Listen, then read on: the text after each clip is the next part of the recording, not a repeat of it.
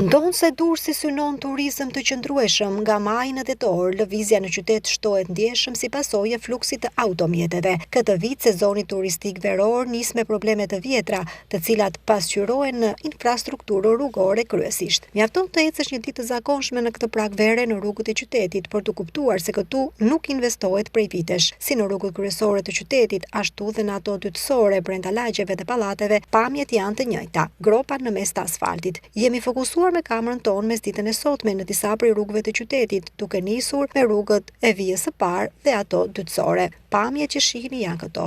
Gropat në rrugë janë të mëdha, sa vënë në vështirësi drejtuesit e automjeteve. Imazhet tregojnë se pas shiut gropat mbushen me ujë dhe janë problem i drejtuesve të automjeteve. Jemi në Durrës, në qendrën e dytë më të madhe në vend pas Tiranës zyrtare, dhe ajo që shihet është se infrastruktura rrugore në këtë qytet e rëndësishëm, jo vetëm që nuk ka njohur përmirësim vitet e fundit, por gjendja shihet qartë që është përkeqësuar.